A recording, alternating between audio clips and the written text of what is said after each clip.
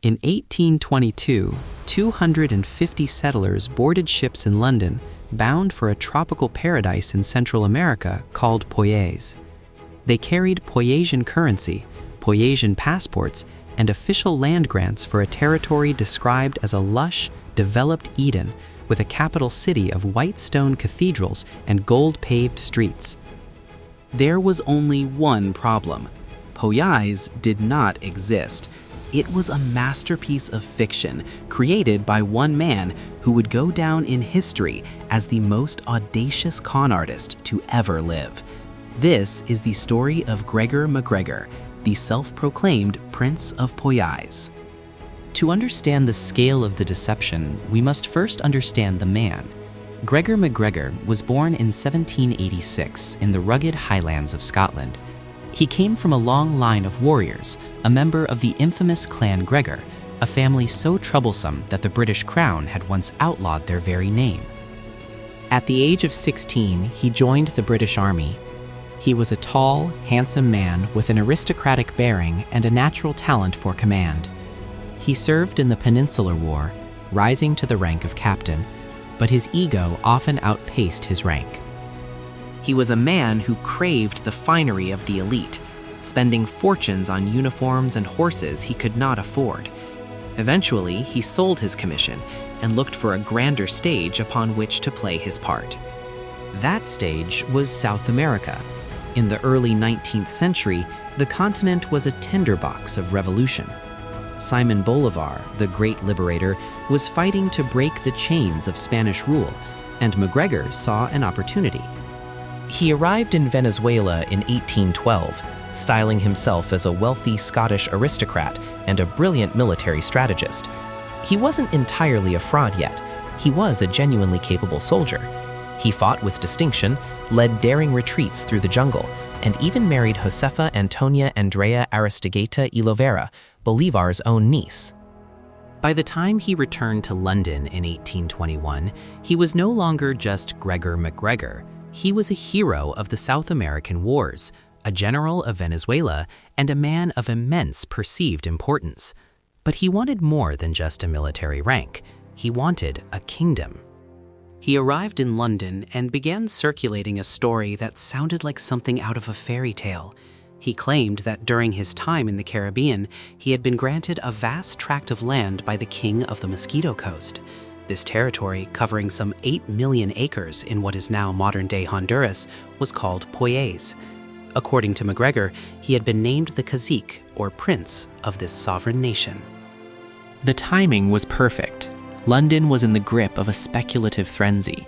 The British economy was booming, and investors were desperate for high-yield opportunities in the newly independent states of South America. MacGregor entered the London social scene like a whirlwind. He opened a Poyaisian legation in the heart of the city, complete with uniformed guards and a staff of clerks. He held lavish banquets attended by the city's elite, where he spoke eloquently of his thriving colony. He didn't just tell stories, he built a world.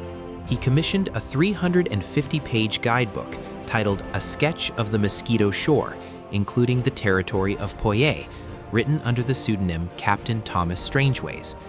The book described a land of unimaginable wealth. It claimed the soil was so fertile that farmers could harvest 3 crops of corn a year. The rivers were filled with gold nuggets. The forests were teeming with valuable mahogany. The capital, St. Joseph, was depicted as a sophisticated European-style city with a bank, a parliament, and a theater. MacGregor even designed a national flag, a coat of arms, and a currency. He went to the Bank of Scotland and exchanged his Poyaisian dollars, which he had printed in London, for actual British pounds. He began selling land rights to anyone who would listen. For the wealthy, he sold vast estates. For the working class, he sold the dream of a new life as a landowner in a tropical paradise. He targeted his fellow Scots specifically, playing on their national pride. By late 1822, the first ship, the Honduras packet, was ready to sail. On board were doctors, lawyers, bankers, and farmers, all of whom had traded their life savings for a piece of the Poyaisian dream. As they pulled away from the docks, they were waved off by crowds of well-wishers. The reality they found was a nightmare. When the settlers arrived at the mouth of the Black River, they didn't find white stone cathedrals or gold-paved streets. They found a desolate, malaria-infested swamp. There were no buildings, no roads, and no signs of civilization. They were hundreds of miles from the nearest European settlement, abandoned on a beach with nothing but their trunks and their useless Poyaisan currency. Even as the truth began to sink in, many refused to believe it. They thought they had simply been dropped at the wrong location. They waited for MacGregor to arrive. They waited for the supplies he had promised, but the supplies never came. Instead, the rains started. Yellow fever and malaria began to rip through the camp. The settlers, many of whom were city dwellers with no survival skills, were helpless. One woman, a survivor, later recounted the horror of watching her family die one by one in the mud.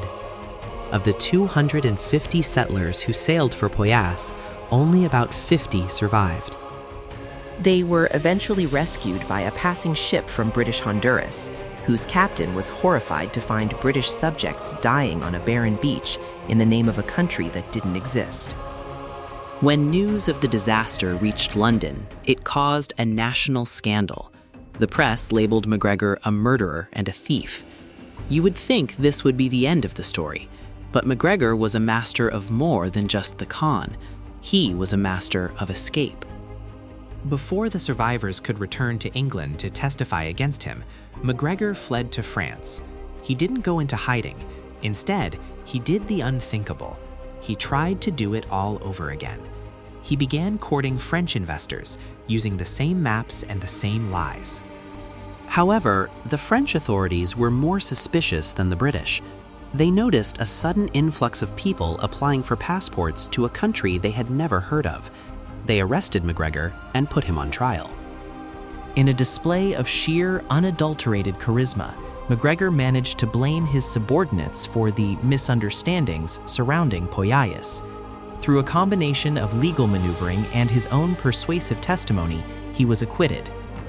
He returned to London briefly, where he had the audacity to try and sell Poyaisian land one more time, but the public was finally wise to his games. Realizing the game was finally up in Europe, MacGregor returned to the one place where he still had a shred of reputation: Venezuela. Incredibly, because of his genuine military service decades earlier, the Venezuelan government welcomed him back as a hero of the revolution. They restored his rank of general, gave him a military pension, and allowed him to live out his days in the capital city of Caracas. He died there in 1845, a respected member of society, never having spent a single day in prison for the deaths of the hundreds of people he had sent to their graves in a swamp. The legacy of Gregor MacGregor is one of the darkest chapters in the history of exploration and finance. He understood a fundamental truth about human nature. People want to believe in something better than their current lives. He didn't just sell land, he sold a future. He remains the gold standard for the big lie, a man whose ambition was so vast that he didn't just want to be a king, he was willing to conjure a kingdom out of thin air. The Prince of Poyais was a man of extraordinary talent, redirected toward a monstrous end. He left behind a trail of broken lives and empty graves, a reminder that the most dangerous monsters are often the ones who offer you the world on a silver platter. Subscribe for more.